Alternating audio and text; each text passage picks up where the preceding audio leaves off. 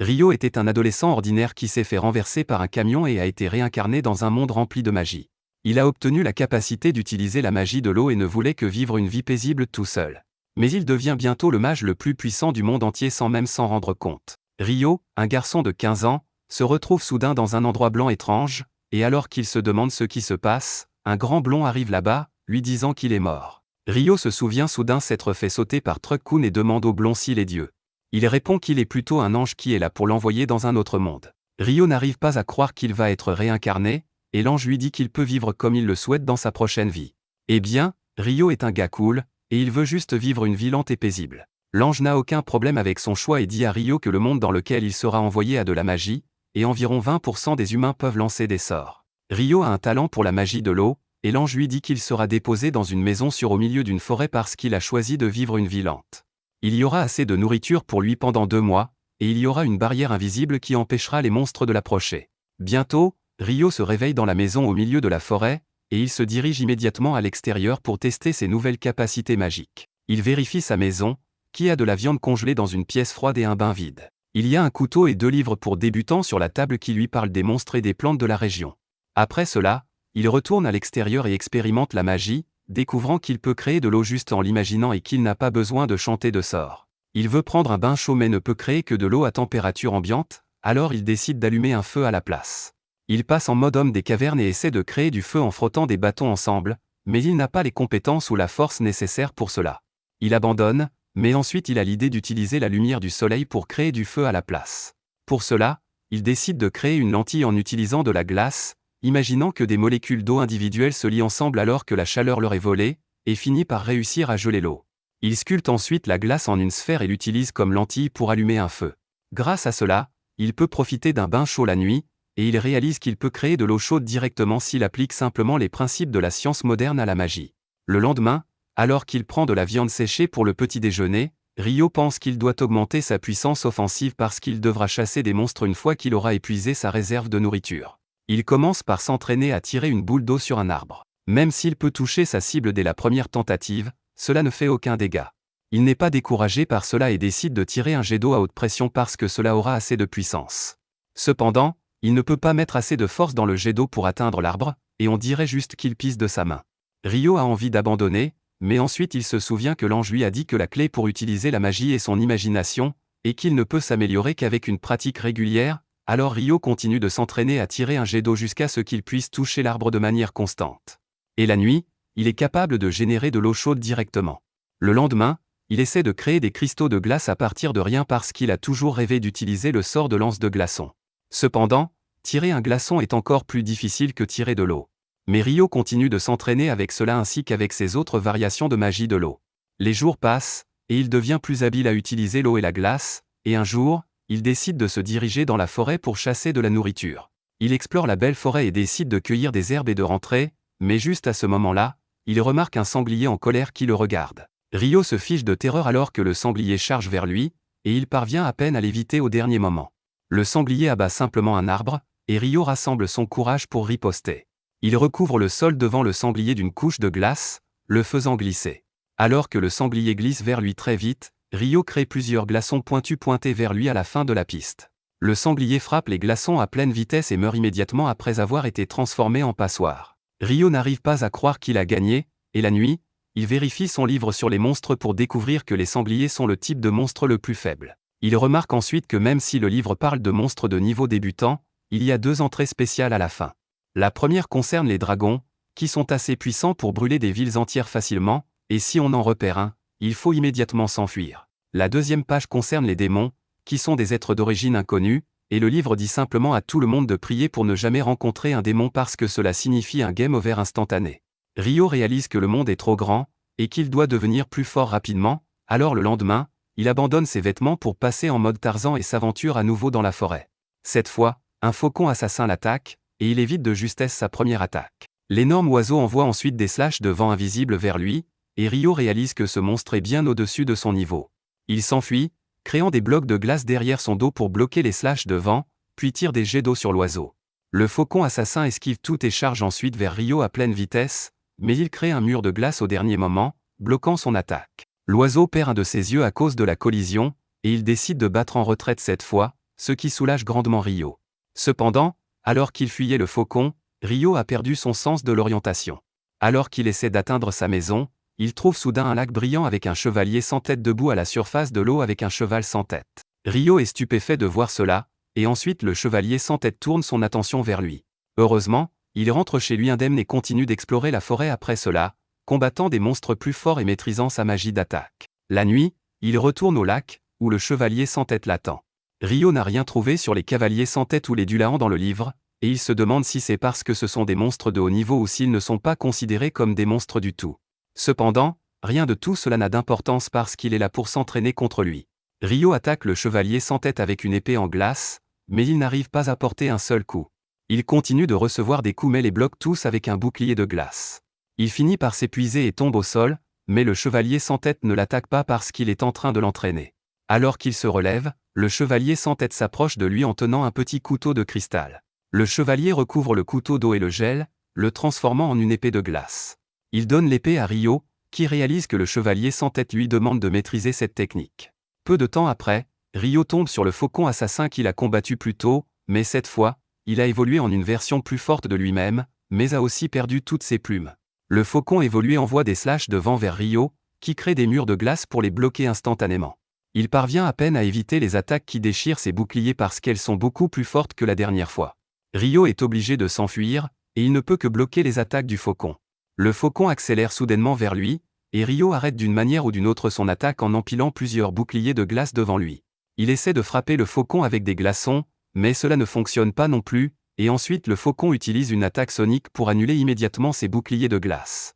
Rio réalise qu'il est dans le pétrin maintenant, mais ensuite le faucon le choque à la fois figurativement et littéralement en l'attaquant avec un éclair. Le monstre plonge vers lui pour en finir, mais Rio parvient à sortir son épée de cristal et apparaît son attaque. Il peut même trancher les attaques de vent invisible envoyées par l'oiseau, et quand il plonge à nouveau vers lui, il parvient à le poignarder à travers la poitrine. Le faucon tombe au sol, et Rio s'approche de lui, réalisant qu'il vient de rencontrer le monstre 2 fois, mais qu'ils ont développé un lien très fort. Il remercie le faucon de l'avoir motivé à devenir plus fort et retire ensuite l'épée pour le laisser mourir paisiblement. Rio commence ensuite à rentrer chez lui, mais ensuite, à sa surprise, un dragon arrive là. Il pense que ce sera son dernier jour dans ce monde, mais étonnamment, le dragon commence à lui parler par télépathie. Le dragon lui demande s'il a vu un faucon noir, et Rio panique, pensant qu'il a peut-être tué le serviteur du dragon. Heureusement, le dragon semble assez cool à ce sujet et complimente même Rio pour son exploit. Il souligne ensuite que l'arme que Rio porte est assez rare parce que c'est l'épée du roi des fées. Rio n'arrive pas à y croire, et il décide d'en apprendre plus sur le monde auprès du dragon amical, qui se présente comme Luan. Il parle toute la journée, mais le soir, le dragon est appelé chez lui, et il dit à Rio qu'il pourrait se revoir un jour. D'un autre côté, l'ange découvre soudain qu'il a manqué certains détails dans le statut de Rio. Il s'avère que Rio est la deuxième personne en 10 000 ans de carrière de l'ange à avoir un trait caché, et son trait caché s'appelle jeunesse éternelle. Quelques semaines plus tard, Rio commence à avoir envie de fruits de mer, alors il se rend à la plage, mais il est choqué de trouver un naufrage là-bas. Il trouve rapidement un homme près du navire, et en l'examinant de près, Rio constate qu'il n'est plus en vie. Soudain, il entend un homme gémir, et ses yeux s'illuminent parce que c'est le premier humain qu'il a rencontré depuis son arrivée dans ce monde. L'homme, nommé Abel, a des flashbacks d'un monstre pieuvre géant attaquant son navire pendant une tempête, ce qui l'a fait tomber dans l'océan, mais quand il ouvre les yeux, il se retrouve dans la maison de Rio. Il réalise qu'il s'en est sorti sain et sauf d'une manière ou d'une autre et commence immédiatement à chercher les autres. Alors qu'il quitte la maison, il est encore plus confus parce qu'il n'a aucune idée d'où est cet endroit, et juste à ce moment-là, Rio s'approche de lui par derrière. Abel est choqué parce que, bien qu'il soit un guerrier assez compétent, il n'a pas pu sentir Rio arriver. Il est aussi choqué par son sens vestimentaire mais décide d'être poli et de ne pas en parler tout de suite. Abel se présente à Rio et le remercie de lui avoir sauvé la vie. Rio répond qu'il n'a pu sauver que lui, et que tous les autres étaient déjà morts quand il les a trouvés. Abel lui dit de ne pas s'inquiéter pour ces gars parce que c'étaient des contrebandiers, mais avant qu'il ne puisse élaborer, son estomac commence à gronder. Rio lui dit qu'ils peuvent parler pendant un repas et l'emmène à l'intérieur, où Abel, curieux, aborde rapidement le sujet de ses vêtements. Rio lui dit qu'il n'a pas d'autres vêtements et pas de tissu pour en créer de nouveaux, et Abel lui dit d'en acheter. Il s'arrête immédiatement, pensant que Rio doit être trop pauvre pour s'acheter des vêtements, mais Rio atténue sa culpabilité en lui disant qu'il n'y a pas d'autres personnes qui vivent dans cette région à part lui. Abel demande ensuite à Rio s'il chasse pour se nourrir, et il confirme. Ensuite, il lui demande s'il utilise le couteau pour cela, Mais Rio montre sa magie de l'eau, disant qu'il fait la plupart de sa chasse en utilisant la magie. Abel est impressionné parce que seule la moitié des gens dans le monde peuvent utiliser la magie, et il fait partie de l'autre moitié qui ne peut pas. C'est une nouvelle surprenante pour Rio parce que l'ange lui a dit que seulement 20% des gens peuvent utiliser la magie. Quoi qu'il en soit, Abel lui demande de l'emmener au rivage parce qu'il a besoin de vérifier quelque chose. En chemin, il dit à Rio de le laisser prendre les devants s'il rencontre un quelconque danger. Rio répond que ce n'est pas nécessaire, mais Abel insiste parce qu'il ne veut pas être celui qui est sauvé tout le temps. Rio le laisse faire comme il veut, et ils atteignent bientôt le navire brisé, où tous les corps ont disparu. Abel pense que soit les monstres, soit la mer les a pris, et il remercie Rio de l'avoir secouru parce que sinon, il aurait fait face à la même situation. Abel dit ensuite qu'il n'a pas trouvé ce qu'il cherchait, et pour l'instant, il veut retrouver ses amis. Mais la tempête a envoyé le navire loin au sud, et il n'a aucune idée de la direction qu'il doit suivre maintenant. Il a soudain une idée et demande à Rio s'il aimerait venir avec lui. Rio est choqué d'entendre cela, et Abel dit qu'il pourrait utiliser son aide pour retrouver son chemin et ensuite lui trouver un travail qui lui permettra de vivre dans de meilleures conditions. Rio réfléchit à son offre pendant un moment, et à la fin, il décide de devenir le guide d'Abel pour retourner en ville. Ce soir-là, il regarde son jardin qu'il a cultivé avec beaucoup d'efforts, et il est un peu triste à l'idée de tout laisser derrière lui. La nuit, il dit à Abel qu'il sort pour dire au revoir à quelqu'un. Et même si le chevalier est curieux à propos de cette personne, il décide de ne pas s'immiscer dans l'affaire. Pendant ce temps, Rio se dirige vers le lac pour voir le chevalier sans tête et l'informer qu'il quittera la forêt pendant longtemps. Il remercie le chevalier de lui avoir appris à se battre et sort ensuite son couteau, disant qu'il se battra encore plus fort ce soir. Le chevalier sans tête tire également son épée, et ensuite Rio charge vers lui, le repoussant avec ses frappes incessantes. Après un long et dur combat, Rio est épuisé, et le chevalier retourne au lac. Rio le remercie une fois de plus, et le chevalier reste silencieux. Cependant, dès qu'il atteint sa position, il se retourne et invoque une armure magique depuis l'eau comme cadeau d'adieu. Rio est ému en recevant l'armure, et il remercie encore une fois le chevalier sans tête avant de rentrer chez lui. Le lendemain matin, Rio et Abel se préparent à partir pour leur voyage, et Rio commence à se sentir nostalgique de quitter l'endroit où il a passé tant de temps. Bientôt, il tombe sur un sanglier sauvage dans la forêt, et Abel lui demande de le laisser s'en occuper. Il se précipite vers le sanglier avec son épée tirée et utilise ensuite une compétence de combat pour transformer le pauvre animal en dos nu. Rio est étonné et demande « Qu'est-ce que les compétences de combat ?» Et Abel explique que les gens qui se battent avec des armes utilisent des compétences de combat. Ils campent dans un arbre creux la nuit, et le lendemain, ils reprennent leur voyage à travers la forêt. Ils tombent sur des hommes lézards dans un marais, et Abel décide de changer d'itinéraire au lieu de les affronter parce qu'ils sont assez forts. Cependant, Rio peut sentir que les hommes lézards les suivent même après avoir changé de chemin, et Abel se prépare à les combattre. Rio lui dit qu'ils sont trop nombreux, et qu'il utilisera sa magie pour se battre aussi. Abel pense que Rio ne pourra pas se battre sans son bâton, mais il est choqué quand Rio élimine 4 hommes lézards avec ses lances de glaçons. Après la fin du combat, Abel interroge Rio sur le sort qu'il vient d'utiliser. Il répond que c'est juste la lance de glaçons normale, mais Abel lui dit que ses amis mages du vent ne peuvent lancer qu'une attaque à la fois quand ils utilisent la magie, mais qu'il a invoqué 4 lances de glaçons en même temps. Rio lui dit que ça doit être un problème de la magie du vent parce que c'est assez normal pour la magie de l'eau. Abel décide de ne pas trop y penser et dit qu'ils devraient continuer leur voyage, mais avant cela, Rio crée 2 verres en utilisant de la glace et invoque de l'eau dedans. Abel remarque qu'il a utilisé une incantation différente cette fois, et Rio couvre en disant qu'il a du mal à entendre la dernière fois. Après cela, Abel donne une pièce à Rio, et il dit avec excitation que c'est la première fois qu'il voit de l'argent. Abel est abasourdi parce qu'il a toujours pensé que Rio était pauvre, mais il ne l'avait jamais imaginé aussi pauvre. Il commence ensuite à dire à Rio qu'il y a 3 grands pays dans les plaines centrales qui comprennent le royaume de Nightly, l'Empire de Bi et la Fédération Andle. Rio commence à critiquer l'Empire de Bi parce qu'il n'aime pas le nom, et pendant qu'il continue de parler de ce nom stupide, ils atteignent une vaste clairière. Soudain, il remarque une pierre près d'eux bouger toute seule, et Abel la tranche rapidement en 2. Rio met aussi un bouclier d'eau pour bloquer les pierres qui foncent vers eux, et Abel réalise qu'ils viennent de marcher dans un nid de golems de pierre. Rio demande si les golems ne sont pas plus humanoïdes en forme, mais Abel décide de s'occuper d'eux avant de répondre à la question. Il se précipite vers le golem le plus proche et perce un trou à travers lui, mais le golem répare rapidement la blessure et commence à l'attaquer. Abel bat en retraite, disant que leurs attaques ne seront pas efficaces sur les golems, mais ensuite Rio a une idée. Il crée un énorme cube de glace dans les airs et le laisse tomber sur les golems, les écrasant. Abel est stupéfait parce qu'il n'a jamais vu un sort comme ça auparavant, mais Rio l'utilise plusieurs fois pour vaincre le reste des golems. Après cela, il trouve un golem de pierre spécial avec une grosse pierre magique, et Abel dit qu'elle se vendra cher. Rio dit qu'il aimerait aussi récupérer les pierres magiques des autres golems, mais ils sont enterrés sous la glace, et il est soit trop paresseux, soit trop stupide pour simplement tout faire fondre. Ils continuent leur voyage avec ça, et bientôt tombent sur un hybride géant de crocodile et d'hippopotame. Abel dit que c'est un behemoth, qui est un monstre très rare et puissant qu'il n'a jamais vu auparavant. Rio demande s'il devrait le chasser, mais Abel lui dit que ce n'est même pas possible. Juste à ce moment-là, des wyverns arrivent aussi, et Rio est excité parce que maintenant ils vont voir un combat entre monstres. Bientôt, les wyverns commencent à tirer des pierres sur le behemoth avec de la magie, mais il rugit simplement, annulant leur magie et les faisant tomber au sol. Rio dit à Abel que le monstre géant a probablement utilisé une compétence d'annulation de magie. Plus tard, pendant qu'ils dînent, Abel demande à Rio plus d'informations sur la compétence d'annulation de magie parce qu'il n'a entendu parler que de certaines pièges dans les donjons qui peuvent faire ça. Rio est excité en entendant parler des donjons, et Abel lui dit qu'il y a un donjon dans la ville de Long, où il se dirige. Rio est furieux qu'il ne lui ait pas parlé de cette chose importante plus tôt et lui demande s'il cache autre chose aussi.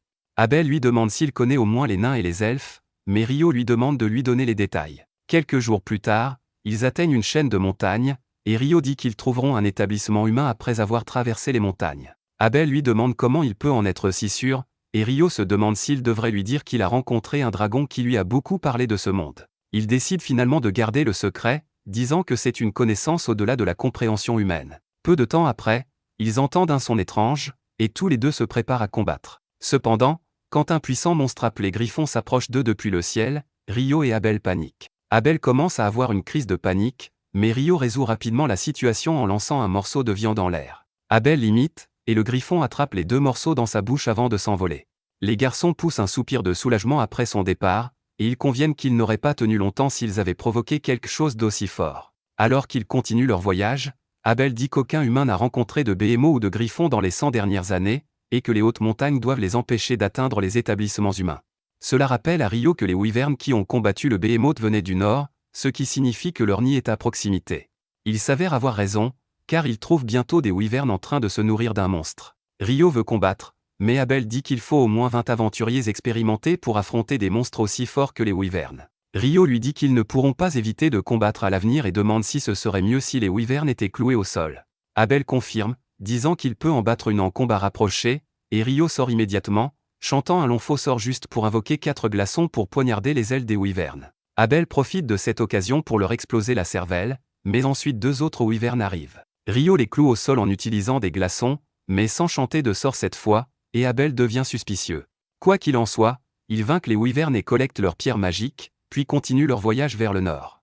Bientôt, ils traversent la chaîne de montagnes et arrivent dans les collines verdoyantes. Abel est surpris qu'ils aient non seulement combattu des wyverns, mais aussi réussi à obtenir beaucoup de pierres magiques qui leur rapporteront beaucoup d'argent une fois qu'ils auront atteint l'Empire. Rio se demande soudainement vers quel pays il se dirige, car il n'a aucun problème avec aucun autre empire que celui de Deby.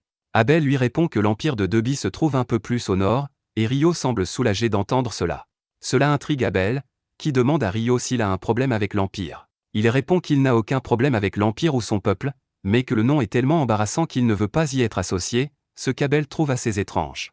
Soudain, Rio aperçoit une route au loin, et en voyant qu'elle va des en ouest, Abel se rend compte que la chaîne de montagnes qu'ils viennent de traverser n'était pas ordinaire. Cependant, lorsque Rio lui demande à quoi il pense, il répond que ce n'est rien et dit que la route les mènera à une ville. Rio est enthousiaste à l'idée de dormir dans un lit, et Abel lui recommande d'essayer la nourriture de la ville. Ils arrivent en ville à la nuit tombée, alors qu'ils dînent dans une auberge, Abel suggère à Rio de s'inscrire à la guilde des aventuriers, car une licence de guilde lui servira de carte d'identité. De plus, s'il possède une licence de guilde, il n'aura pas à payer de taxes lorsqu'il entrera dans une nouvelle ville.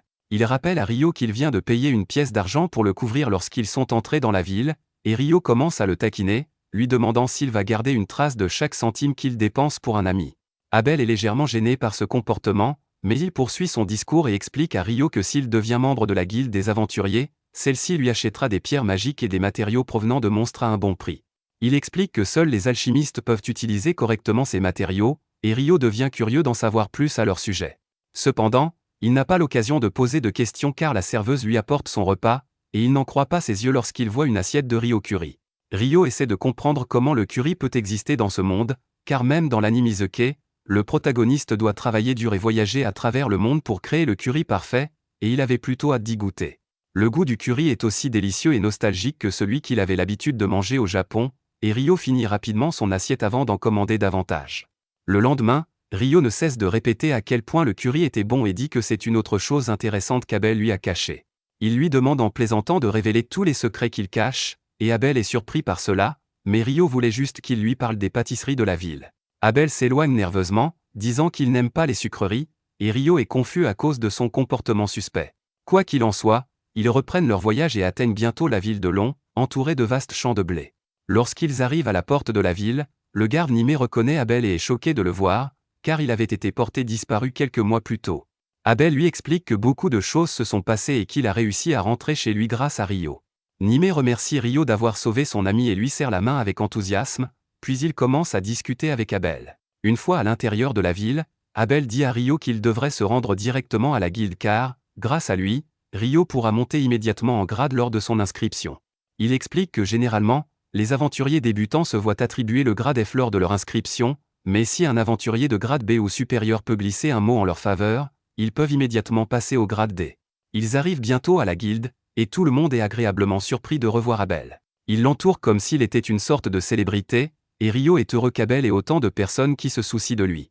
Il décide de le laisser profiter un peu plus longtemps de ses retrouvailles et sort prendre l'air. Il commence à se promener quand soudain, il tombe sur une elfe. Alors que Rio est captivé par ses oreilles pointues et son joli visage, la jeune elfe ne peut pas non plus détacher ses yeux de lui à cause de sa tenue.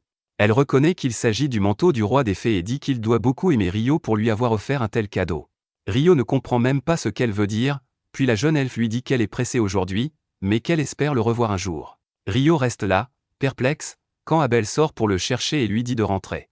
Il présente ensuite Rio à tous ses amis comme celui qui lui a sauvé la vie. Tout le monde remercie Rio d'avoir sauvé Abel, et celui-ci commence à apprécier toute l'attention qu'on lui porte. Après cela, Abel emmène Rio à la réception et demande à la réceptionniste de l'inscrire comme aventurier de rang D sur sa recommandation. Le réceptionniste est surpris d'entendre cela, car personne du groupe d'Abel n'a jamais recommandé quelqu'un auparavant, et il répond que Rio est un cas très particulier. Le réceptionniste dit que Rio devra tout de même prouver sa force avant d'obtenir une promotion, et Abel répond qu'il souhaite en parler directement au maître de la guilde. Le réceptionniste leur demande d'attendre un moment, et bientôt, le maître de guilde arrive en courant lorsqu'il apprend qu'Abel est de retour. Abel lui présente alors Rio et lui dit qu'il souhaite qu'il passe l'examen de promotion. Hu répond qu'ils devront tester sa force pour cela, et Abel répond que Rio est plus fort que lui, ce que le maître de guilde a du mal à croire. Pour prouver son point de vue, Abel montre à Hu toutes les pierres magiques qu'ils ont collectées sur les wyverns, et celui-ci perd la tête. Il dit que la quantité de pierres magiques qu'ils possèdent signifie qu'ils ont chassé suffisamment de wyverns pour détruire tout un pays, et Abel lui répond qu'il n'a pas à s'inquiéter d'une attaque de monstres car ils ont chassé les wyverns au sud des montagnes maléfiques. Rio se demande si le nom de la montagne a une signification particulière, et Hu répond qu'il n'a jamais entendu parler de quelqu'un qui ait traversé les montagnes maléfiques en toute sécurité. Il affirme qu'elles sont si dangereuses que même les aventuriers les plus chevronnés ne s'y aventurent pas sans raison valable. Il n'arrive pas à croire que Rio et Abel soient les premiers dans l'histoire à avoir accompli cet exploit, et il accepte immédiatement d'augmenter le rang de Rio sans lui faire passer d'examen.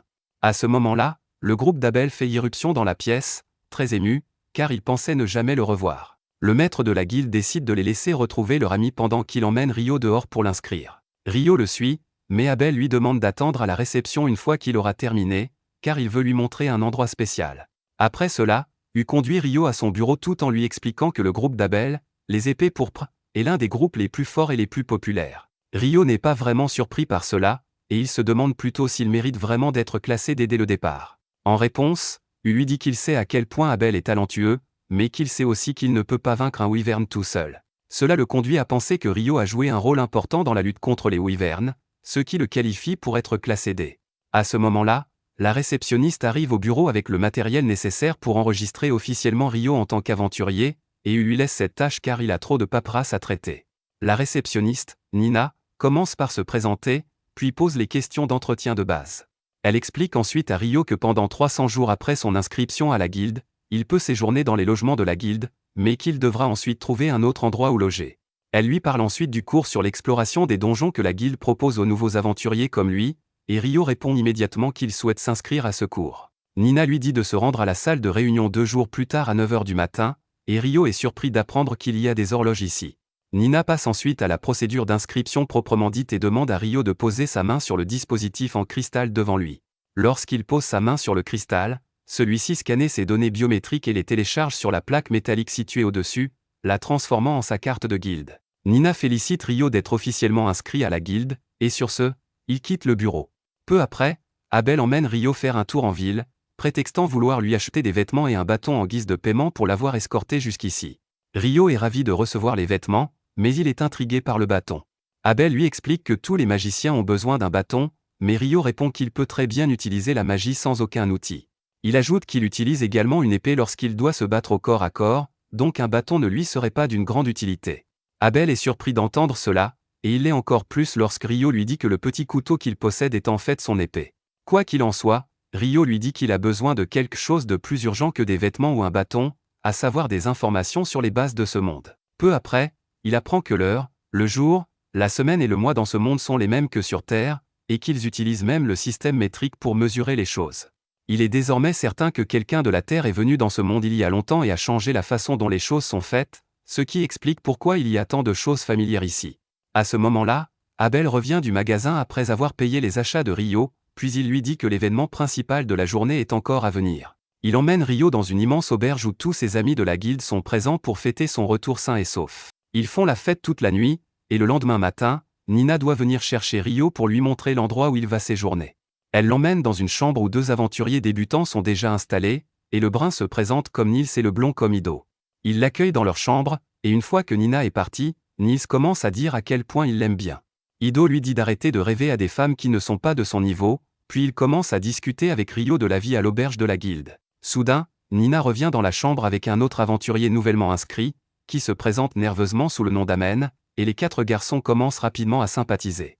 Quelques jours plus tard, Rio et Amen terminent leur cours accéléré sur l'exploration de donjons pour les nuls, et leur professeur leur annonce qu'ils vont entrer au premier niveau d'un donjon dans l'après-midi. Amen est visiblement tendu à l'idée d'entrer dans un donjon, mais Rio lui dit de se détendre parce que s'il s'énerve maintenant, il sera fatigué au moment où ils atteindront le donjon. L'instructeur demande ensuite si quelqu'un a des questions, et Rio lui demande s'il existe un moyen de voyager instantanément vers les étages qu'ils ont déjà franchis. L'instructeur est impressionné par la question car seuls les aventuriers expérimentés connaissent cette possibilité. Il explique que certains donjons du sud permettent de voyager instantanément entre les points de contrôle, mais qu'il n'y a rien de tel dans le donjon de Long. Ensuite, l'instructeur conduit tous les élèves au donjon situé au centre de la ville. Il explique que la ville a en réalité été construite autour du donjon, et que tous les quelques années, la population de monstres dans le donjon augmente soudainement, et parfois les monstres atteignent la surface. Il précise que les murs autour du donjon protègent les civils des monstres, mais rassure les nouveaux en leur disant qu'il n'y a aucune chance d'une grande vague de monstres en ce moment. Bientôt, ils atteignent le premier étage du donjon, qui est une zone sur 100 monstres. L'instructeur dit à tout le monde qu'ils sont libres d'explorer le premier étage, mais qu'ils doivent rester près de l'entrée. Rio et Amen font équipe, et rapidement Rio sent un monstre s'approcher d'eux. Il dit à Amen de frapper le monstre pendant qu'il le maintient en place, et le garçon tire nerveusement son épée.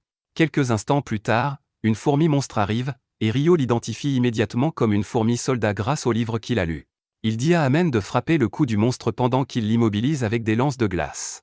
Rio cloue complètement le monstre au sol, et Amen lui coupe facilement le cou, marquant ainsi sa première victoire. Il en est ravi, et Rio extrait la pierre magique de la fourmi en guise de trophée pour leur première chasse aux monstres réussie. Plus tard, ils dînent avec leurs colocataires, qui veulent célébrer leur première expédition dans un donjon, et ils sont assez impressionnés qu'ils aient réussi à vaincre une fourmi soldat.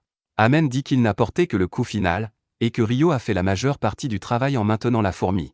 Il ajoute qu'il veut retourner dans le donjon demain, mais qu'il a peur d'y aller seul. Rio propose de l'accompagner car il veut aussi explorer un peu plus le donjon, car il s'inquiète d'avoir trouvé un monstre au premier étage alors que l'instructeur avait dit qu'il n'y en avait pas et To ajoute qu'il a aussi entendu parler de fourmis soldats arrivant au premier et deuxième étage récemment, et les garçons se demandent pourquoi. C'est alors qu'Abel arrive et dit que c'est parce que les fourmis soldats peuvent creuser pour remonter, et les garçons paniquent en voyant l'aventurier le plus célèbre de la ville de près. Rio, cependant, est franc comme d'habitude avec son ami, et Abel demande aux garçons de prendre soin de lui parce qu'il manque de bon sens. Nils se lève soudainement au garde-à-vous et se présente à Abel, disant qu'il est son idole et qu'il veut devenir un aventurier célèbre comme lui un jour. Il demande à lui serrer la main, et Abel accepte, lui disant de travailler dur mais de faire de sa survie sa priorité absolue. Rio demande alors à Abel ce qu'il fait ici si tard, et il répond qu'il vient de rentrer de sa dernière mission. Juste à ce moment, son groupe arrive, et les filles sont furieuses qu'il soit venu ici au lieu de se présenter au maître de la guilde. Il leur dit qu'il guidait juste des débutants qui avaient besoin d'aide, mais la Loliline dit à Warren, le fils perdu de Shaq, de l'emmener. Le grand gaillard porte Abel sur son dos tandis qu'il crie comme un bébé, et Lynn commence à fixer Rio avec des yeux jaloux. Il devient un peu nerveux et lui demande ce qu'elle veut, mais la prêtresse Lia lui dit de se reprendre avant de s'excuser auprès de Ryo pour la perturbation. Alors qu'ils s'en vont, Eto et Nils commencent à les idolâtrer, mais Ryo ne comprend pas ce qu'il trouve d'impressionnant chez ce groupe de bouffons. Pendant ce temps, Lia dit à Lin que ce n'était pas gentil de fixer Ryo, mais elle répond qu'elle était juste curieuse parce qu'Abel ne cesse de vanter ses compétences magiques. Lia admet qu'elle est aussi curieuse, mais Abel leur dit qu'ils verront bientôt les vraies compétences de Ryo. Le lendemain, Ryo et Amen retournent dans le donjon, et cette fois-ci ils affrontent des chiens monstres. Tandis que Ryo immobilise les chiens avec des lances de glace, Amen se révèle être un bon épéiste et en abat quelques-uns. Alors qu'ils font une pause après cela, Ryo remarque que le style de combat à l'épée d'Amen lui rappelle Abel, et il explique que son professeur était un vieux type nommé Kiro qui a appris l'escrime dans une grande école de la capitale. Ryo suppose qu'Abel a dû apprendre dans la même école, et il voit un potentiel chez Amen pour devenir assez forte aussi. Amen est impressionné par sa connaissance de l'escrime bien qu'il ne soit qu'un mage, et Ryo lui dit qu'il s'est entraîné avec un mentor mais a développé son propre style d'épée. Il remarque ensuite que le style d'Amen semble très épuisant, mais qu'il est aussi très sûr, et qu'il a juste besoin de travailler son endurance. Il dit à Amen qu'Abel s'entraînait à sa technique dès le matin pendant leur voyage, et que cela montre que même les plus talentueux doivent travailler dur. Amen se sent motivé en entendant cela et décide de travailler dur pour devenir plus fort, et Ryo est satisfait de sa réponse. Le lendemain, Ryo visite la bibliothèque, et elle est beaucoup plus grande que ce qu'il imaginait. C'est ce qu'elle a dit. Quoi qu'il en soit, il demande à la bibliothécaire de lui montrer la section alchimie, et elle lui indique où sont rangés les livres pour débutants. Cependant, il y a trop d'options qui submergent Ryo, alors il décide de faire une pause dehors. Soudain, la ville s'assombrit alors qu'une éclipse solaire totale se produit, et Ryo la fixe sans protection oculaire, comme mon oncle, qui est maintenant aveugle. Une seconde plus tard, il réalise que quelque chose est étrange, et toutes les personnes autour de lui ont disparu.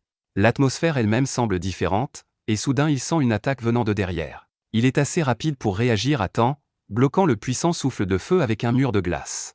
Il se demande qui diable l'a attaqué et voit alors une méchante momie démon s'approcher de lui, marchant comme si elle venait de sortir de GTA 4. Elle est assez amusée de voir un humain dans son espace et décide de s'amuser à le vaincre. Ryo réalise qu'il affronte un démon maintenant, et il est presque sûr qu'elle est l'être le plus puissant qu'il ait jamais vu dans ce monde. Il veut s'enfuir, mais il sent qu'il ne pourra pas échapper à cet espace étrange quoi qu'il fasse, alors il décide de riposter.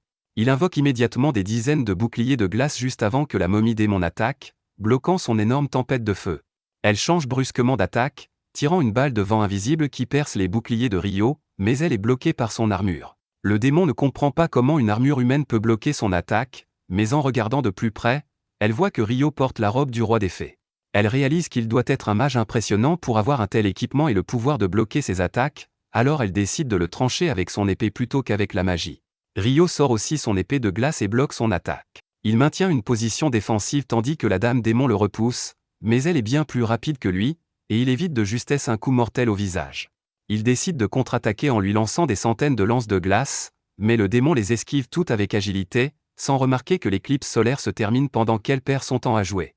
Pendant ce temps, Ryo réalise qu'elle utilise la magie du vent pour augmenter sa vitesse, puis elle bondit sur lui pour porter le coup final. Ryo parvient à le bloquer sans trop de difficulté car, bien que le démon soit rapide, ses coups ne sont rien comparés à ceux du chevalier sans tête qui lui a enseigné. Le démon, quant à elle, est impressionné et demande qui il est pour avoir la robe du roi des fées ainsi que son épée.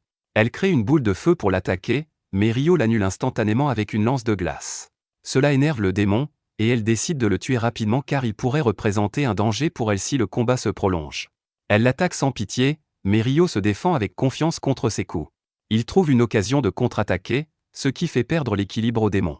Ryo attendait ce moment, et il lance une série de lances de glace sur elle. Le démon crée un mur de feu autour d'elle, neutralisant toutes ses attaques, mais alors que leur intensité augmente, elle crée des murs de pierre pour se protéger.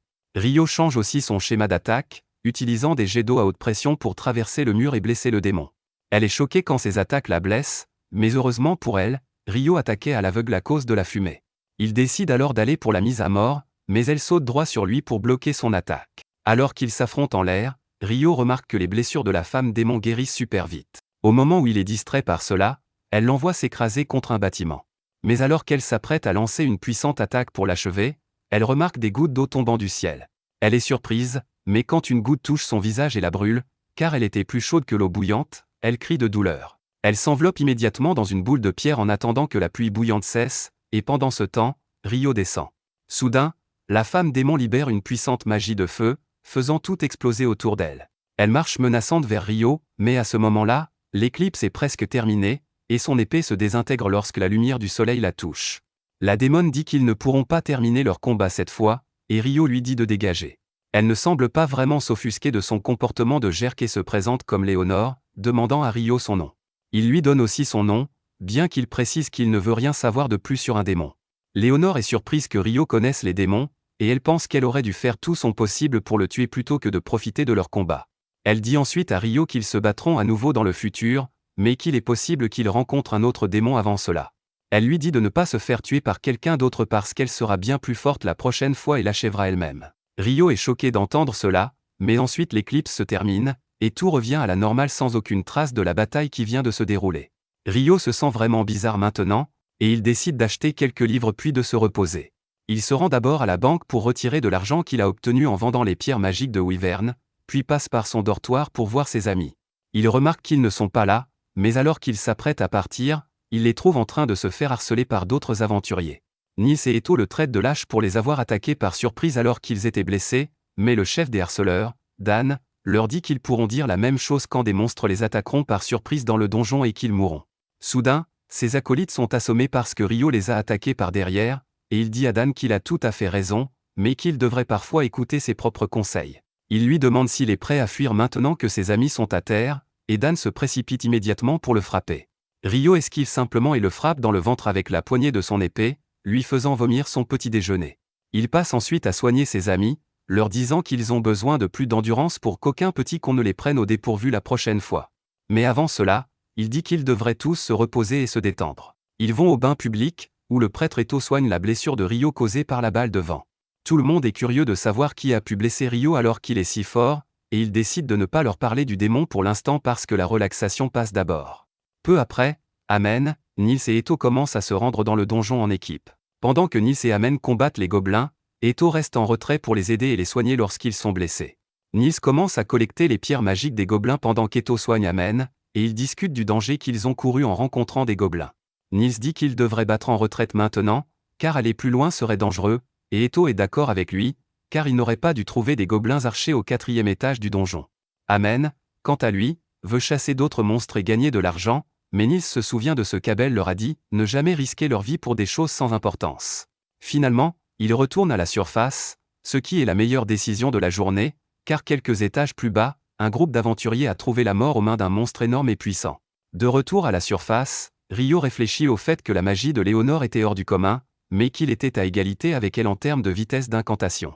Il décide d'améliorer ses points forts et d'effacer ses faiblesses, ce qui lui rappelle qu'il n'a pas pu suivre la vitesse de déplacement de Léonore hier. Il est jaloux de sa magie du vent, mais comme il ne peut pas faire cela, il décide de ne pas être jaloux et de trouver ses propres solutions à la place. Il pense qu'il devrait utiliser un jet d'eau pour se propulser vers l'avant, et bien qu'il l'ait déjà fait sous l'eau, il ne sait pas si cela fonctionnera à la surface. Il crée d'abord une plateforme glacée devant lui, puis utilise des centaines de petits jets d'eau poussant tous les points de son dos pour le propulser vers l'avant. Cependant, il n'avance qu'à la vitesse d'une vieille grand-mère à un passage piéton. Ryo est vraiment insatisfait de ses résultats, mais il décide d'appeler cela un travail en cours, ce que j'appelle ma santé mentale. Il se rend ensuite à la bibliothèque pour en apprendre davantage sur les démons et l'alchimie.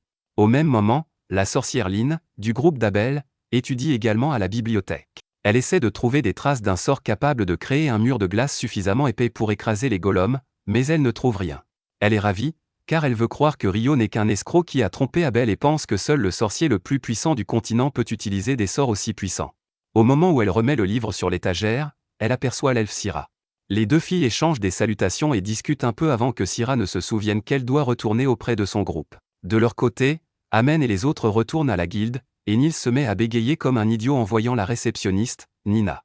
Eto lui donne un coup sur la tête alors qu'il dit à Nina qu'ils ont trouvé des archers gobelins au 5e étage, ce qui est du jamais vu, et que c'est pour cela qu'ils sont revenus rapidement pour lui faire leur rapport. Nina confirme la présence des pierres magiques et se précipite pour informer le maître de la guilde de l'incident, remerciant les garçons pour cette information cruciale.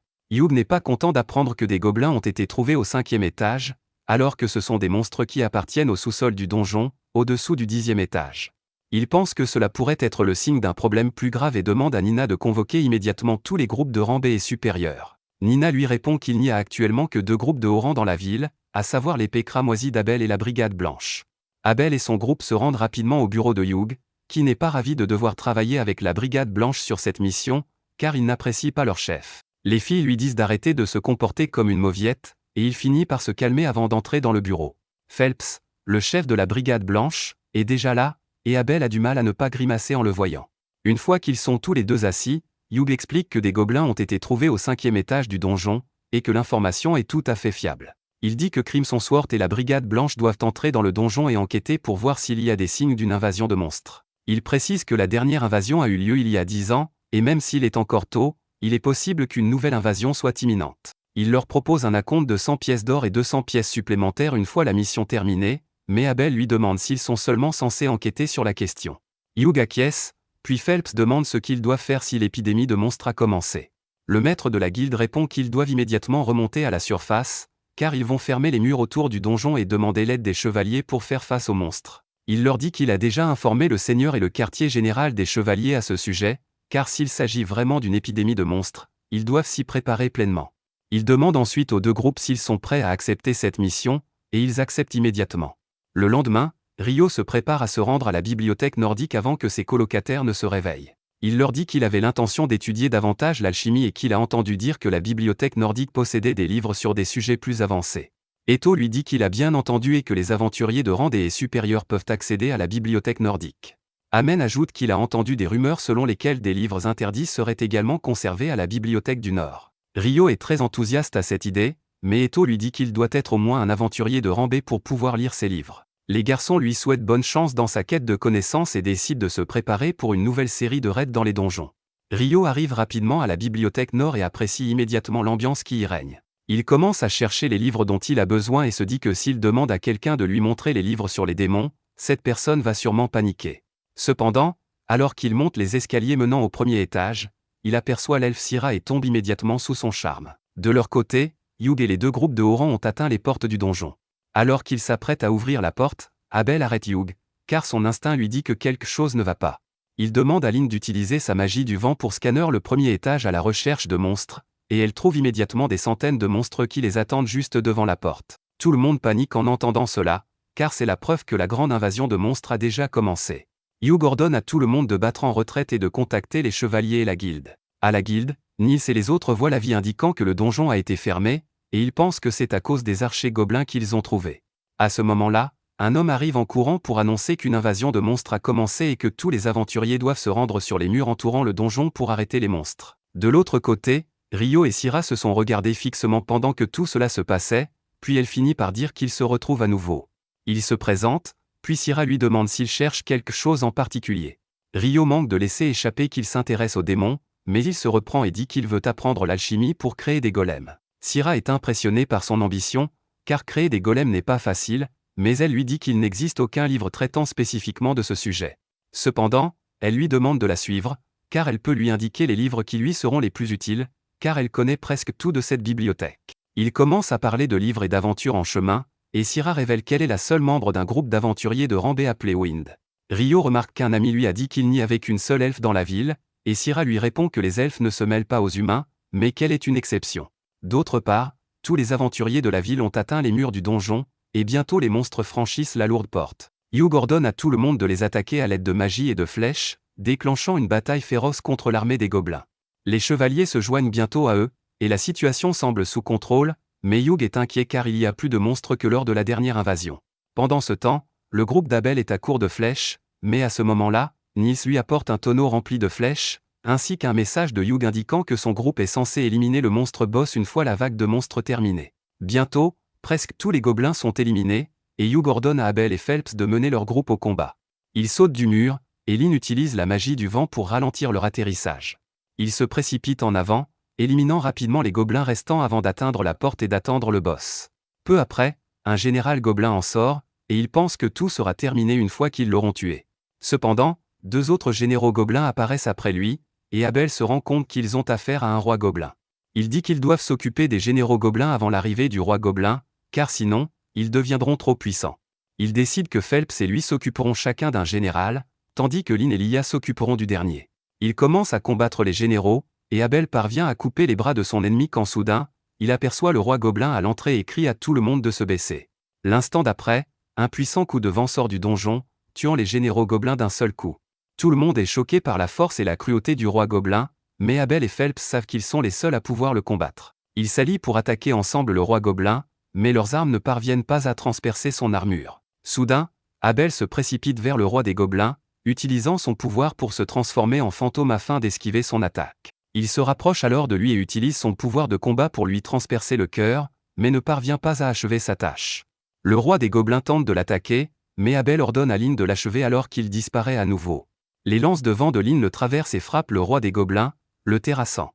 Tout le monde est soulagé de voir qu'ils ont enfin gagné, mais ils ne savent pas que les choses sont loin d'être terminées, car quelque chose d'encore plus dangereux se trouve toujours dans le donjon. Plus tard dans la journée, lorsque Ryo revient à la guilde, il trouve tout le monde anormalement excité, tandis que Hugh est enseveli sous une montagne de paperasse. Il boude dans son bureau parce qu'il doit informer le seigneur local et le commandant des chevaliers de l'apparition des monstres, puis payer les honoraires de tous les aventuriers qui ont participé à la bataille. Il doit également évaluer les performances de tous les aventuriers, envoyer les factures à la capitale royale pour obtenir des fonds et planifier la réparation des installations endommagées, tout en continuant à faire son travail habituel. La seule consolation est que le donjon va être fermé pendant un mois, il n'a donc pas à s'inquiéter de cet aspect, mais Hugh sait que cela va créer une autre série de problèmes. Pendant ce temps, Ryo apprend par ses amis qu'il y a eu une invasion de monstres dans le donjon et qu'ils ont réussi à la repousser grâce aux deux meilleurs groupes, c'est la raison de cette ambiance festive, et Ryo pense que c'est une bonne raison. Nils commence à vanter les compétences d'Abel et raconte comment il a combattu le roi des gobelins. Eto ajoute que Lyn a porté le coup de grâce avec Boulet-Rein, la magie du vent la plus puissante. Amen dit qu'Abel a réussi à esquiver cette attaque sans même bouger, et il se demande comment il a pu faire cela. À ce moment-là, Abel arrive et dit qu'il a utilisé la compétence d'épée appelée Perfect Shadow qui lui permet d'esquiver toutes les attaques à distance. Nils et les autres se mettent à l'aduler lorsqu'ils voient Abel, et celui-ci les félicite également pour leur aide. Pendant ce temps, Ryo continue de penser à la compétence Perfect Shadow et dit que celui qui l'a nommé devait être un génie. À ce moment-là, Lyn et Loya arrivent à la recherche d'Abel et disent qu'elles savaient qu'il serait avec Ryo. Ryo ressent beaucoup d'hostilité derrière leurs paroles douces, mais soudain, Lyn lui demande s'il peut vraiment créer un mur de glace. Il affirme que sa limite est un cube de 40 mètres de côté, et Lyn n'en croit pas ses oreilles. Ryo lui explique que cela n'a pas été facile à apprendre et à maîtriser, mais qu'il a réussi à le faire d'une manière ou d'une autre. Elle lui demande s'il s'agit d'un sort original, mais il ne comprend même pas ce que cela signifie.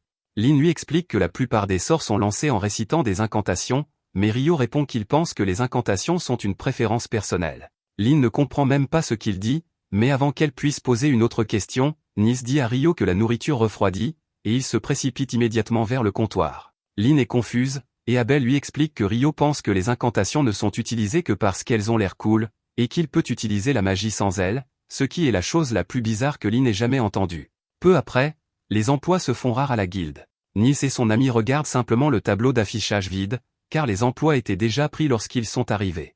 À ce moment-là, Ryo arrive également et apprend que le marché de l'emploi est en difficulté depuis la fermeture temporaire du donjon. Les garçons lui demandent s'il est là pour une quête, et Ryo répond qu'il a besoin d'acheter du minerai de cuivre magique pour ses expériences d'alchimie. Ils sont choqués d'entendre cela, car le minerai magique est très coûteux, mais ils savent que Ryo est richissime, donc cela n'a pas d'importance pour lui. En revanche, eux ont du mal à trouver du travail. Ryo décide d'aider ses amis et leur dit qu'il les embauchera pour extraire du minerai de cuivre magique. Nils lui apprend qu'il y a une mine abandonnée près de la ville, ce qui réjouit Ryo. Il dit aux garçons qu'il les paiera 4 pièces d'or chacun juste pour accepter le travail, puis qu'il achètera chaque morceau de minerai de cuivre 25 pièces d'or, mais à la seule condition qu'ils rentrent tous sains et saufs à la maison. Les garçons sont ravis d'entendre cela, car ils ne gagneraient pas autant d'argent en un an avec un travail normal. Ils lui demandent s'il est sûr de pouvoir payer autant, et Ryo répond que c'est toujours moins cher que le prix du marché du minerai de cuivre magique. Ils partent avec joie pour le travail, et Ryo retourne dans sa chambre, mais il entend alors des voix inquiétantes provenant de la rue. Il découvre un groupe de chevaliers qui tentent d'emmener une femme avec eux, et un aventurier qui essaie de les en empêcher. Ryo observe la situation s'intensifier alors que les chevaliers traînent la jeune fille et que l'aventurier les pousse pour la libérer. Cela énerve un chevalier, qui dégainait son épée pour donner une leçon à l'aventurier. Cependant, alors qu'il s'apprête à le frapper, il glisse et tombe, mais il n'y a rien qui puisse le faire glisser. Il demande à l'aventurier ce qu'il a fait, et celui-ci répond que c'est sûrement John Cena qui l'a fait trébucher. Cela rend le chevalier encore plus furieux, mais il tombe à nouveau en essayant de se relever. À ce moment-là, Phelps arrive et ordonne aux chevaliers de reculer s'ils ne veulent pas être punis. Il lui demande comment un simple aventurier ose leur parler sur ce ton, et Phelps leur répond qu'il n'est pas seulement un aventurier, mais aussi un noble de la famille Enline. L'un des chevaliers se rend compte qu'il s'agit de la même famille que celle dont est issu l'ancien commandant des chevaliers royaux, et Phelps déclare qu'il parle de son père. Il leur dit alors d'arrêter de salir la réputation des chevaliers, et il s'enfuit immédiatement. Phelps félicite ensuite l'aventurier pour son courage et lui demande d'escorter la femme jusqu'à ses amis. Une fois qu'ils sont partis, il se tourne vers la fenêtre de Rio, qui le salue. Phelps se présente comme le chef du groupe de la Brigade Blanche et dit qu'il a entendu parler de ses incroyables pouvoirs magiques. Rio panique, pensant que Phelps a remarqué qu'il avait utilisé la magie pour faire glisser le chevalier, mais celui-ci répond qu'il ne fait que répéter ce qu'Abel lui a dit. Alors qu'ils commencent à discuter, le secrétaire de Phelps arrive pour l'emmener, et Rio se rend compte qu'ils sont tous les deux très forts. Plus tard, ils dînent seuls, et Abel vient s'asseoir à ses côtés. Il remarque qu'il est rare de voir Rio seul ces jours-ci, et lui dit la même chose à son sujet. Il décide de confier un secret à Rio, car il pourrait avoir besoin de son aide, et il se retrouve bientôt dans le quartier des divertissements. Là, Abel révèle que le capitaine des chevaliers est son ami, et qu'il lui a demandé de ramener les chevaliers turbulents qui se sont enfuis pour s'amuser. Rio comprend alors, mais il remarque soudainement des aventuriers masqués et louches. Il attire l'attention d'Abel sur eux et dit qu'il ne les a jamais vus auparavant, même pas au groupe d'accueil. Abel répond qu'ils reçoivent beaucoup d'aventuriers de passage à cause du donjon, mais Rio fait remarquer que le donjon est fermé pour le moment. Les aventuriers les remarquent également et tentent immédiatement de les attirer dans un piège. Rio et Abel les suivent volontiers, mais lorsque les voyous tentent de leur tendre une embuscade, Rio les assomme immédiatement avec de lourdes pierres de glace. Abel ramasse alors un outil d'alchimie qu'ils ont laissé tomber, et Rio le veut, mais il lui dit que c'est une preuve. Il ligote ensuite les voyous et découvre qu'il s'agit d'aventuriers de rance et venus d'un autre pays.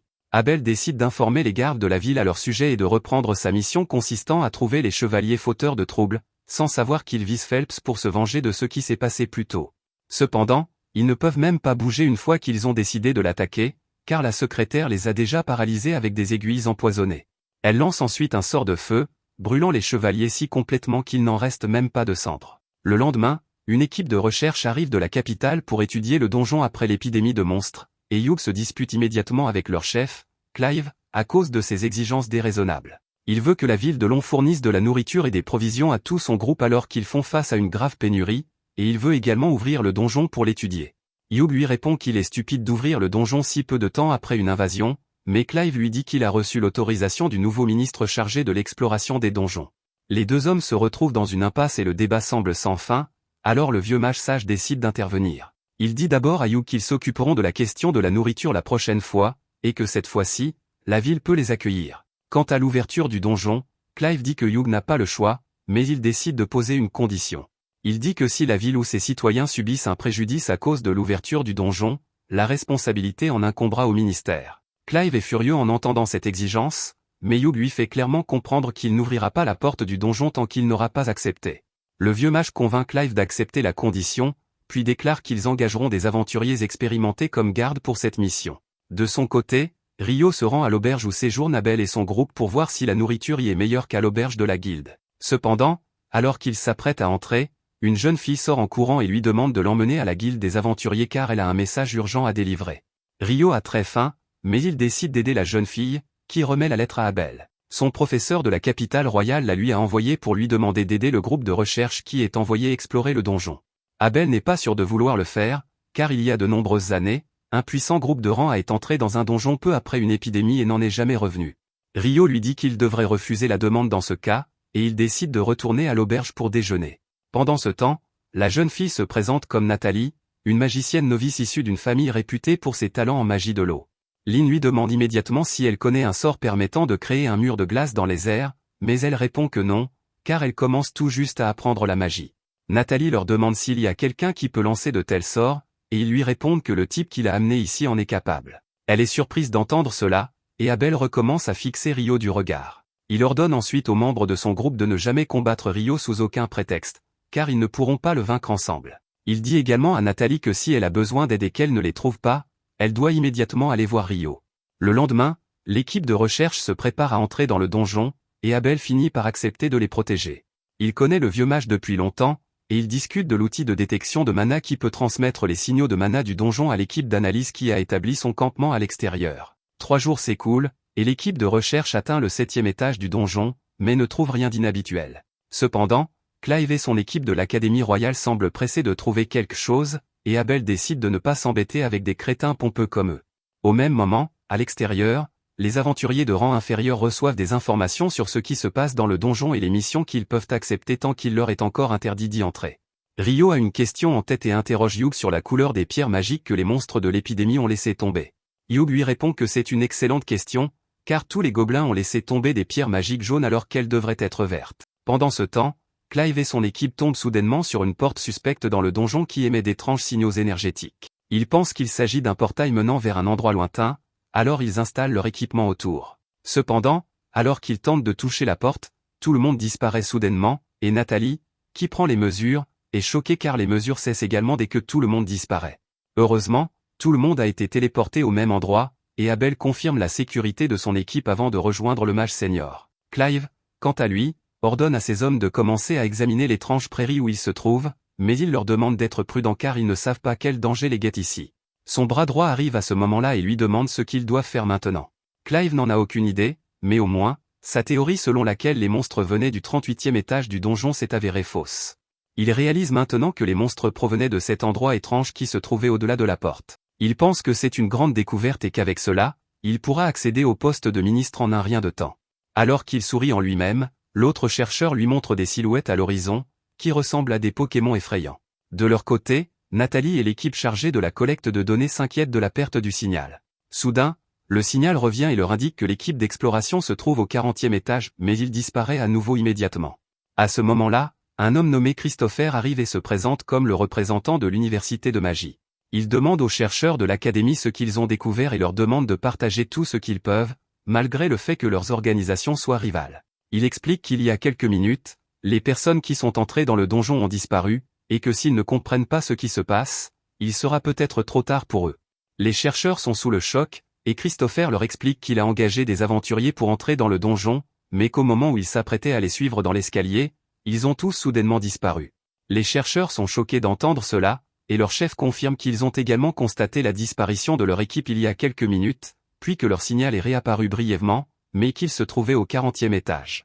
Christopher est choqué d'entendre cela, car personne n'a encore dépassé le 38e étage de ce donjon, et il sait que même les groupes de rang B ont du mal à dépasser le 30e étage. Les chercheurs lui parlent du groupe d'Abel qui garde leur équipe, et Christopher répond qu'il a déjà envoyé un message au maître de la guilde pour lui demander son aide. Cependant, Nathalie panique, réalisant que personne ne sera peut-être capable de résoudre cette situation. Dans ces conditions, son seul espoir est Ryo, car Abel lui a dit de le contacter si elle ne parvenait à joindre personne d'autre. Elle s'enfuit immédiatement pour le trouver, laissant tout le monde perplexe. De son côté, Yug apprend la disparition du groupe de recherche et commence à paniquer. Il décide de se rendre immédiatement à l'entrée du donjon et demande à la réceptionniste de mettre tout le monde en attente, mais de ne rien leur révéler tant qu'il n'aura pas confirmé la situation de ses propres yeux. Pendant ce temps, Ryo erre dans la bibliothèque, incapable de trouver des livres utiles. Alors qu'il monte au premier étage, il commence discrètement à souhaiter revoir l'elfe Sarah, et l'univers exauce ses prières, car Sarah l'aperçoit alors qu'elle rend des livres. Ryo se précipite à ses côtés et, alors qu'ils commencent à discuter, il lui révèle qu'il cherchait des archives sur les éclipses et les invasions de monstres passés afin de les comparer. Sarah lui dit qu'elle sait exactement où se trouvent ces documents et demande à Ryo de la suivre. En chemin, Sarah commence à découvrir la théorie de Ryo selon laquelle les éclipses solaires et les invasions de monstres sont liées, et elle pense qu'il a raison. Elle a vécu assez longtemps pour constater qu'il y a toujours eu une éclipse solaire avant une invasion de donjon, mais elle n'a jamais vu d'éclipse solaire totale comme celle qui s'est produite il y a quelques jours. Elle dit qu'elle a déjà essayé de faire des recherches sur ce sujet, mais elle est curieuse de savoir pourquoi Ryo a fait ce lien. Il devient nerveux car il ne peut pas lui dire qu'il a combattu un démon au milieu de l'éclipse, alors il décide de changer de sujet. Il interroge Sarah sur les couleurs des pierres magiques qu'il trouve sur les monstres et les facteurs qui les influencent.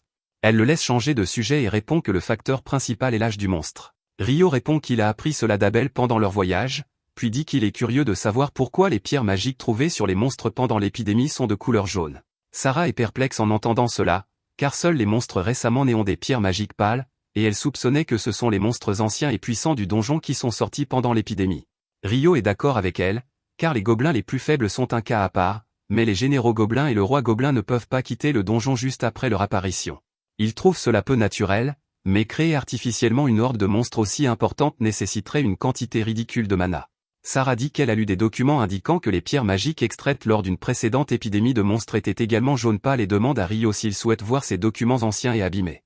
Il accepte volontiers et Sarah le conduit dans une partie moins connue de la bibliothèque. Pendant ce temps, à l'intérieur du donjon, Abel discute toujours de l'incident de téléportation avec le mage senior. Personne ne sait exactement où il se trouve, mais le mage senior demande à un chercheur si leurs outils fonctionnent correctement à cet endroit.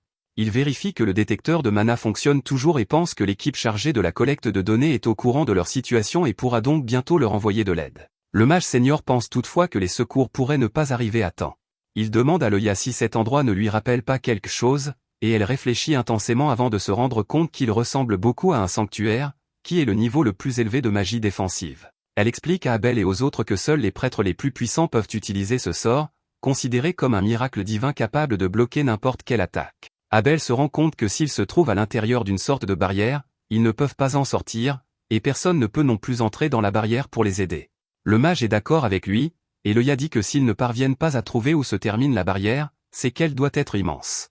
Abel pense que la situation vient de s'aggraver considérablement, et il demande à Lynn d'utiliser sa magie du vent pour détecter si des monstres se trouvent à proximité. Elle obéit à son ordre et utilise son sort pour trouver un groupe d'environ 1 millier d'humains à proximité, et avec eux, elle sent la présence d'une 50aine de créatures qu'elle n'a jamais vues auparavant.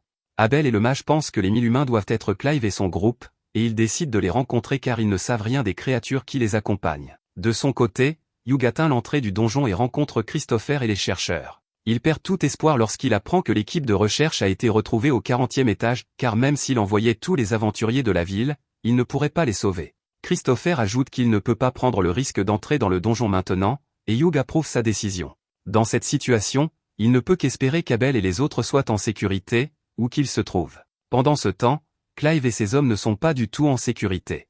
Ils sont attaqués par des ennemis inconnus, et tandis que certains d'entre eux se cachent sous des barrières, les autres sont pourchassés par des boules de feu violet. Bientôt, les attaquants se révèlent, et en les voyant, Clive se rend compte qu'il s'agit de démons, une espèce de monstre différente des diables. Il n'en a entendu parler que dans les livres, mais il sait à quel point ils peuvent être effrayants.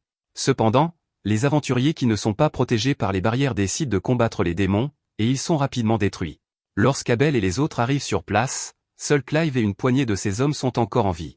Leuya et le mage senior identifient les démons et paniquent, car ceux-ci sont réputés être des monstres immunisés contre la magie et bien plus forts que les humains. Elle pense qu'ils ne peuvent pas les vaincre, mais le mage décide de les combattre sans se soucier du résultat. Sur son ordre, les mages lancent une attaque totale contre les démons, les blessant gravement.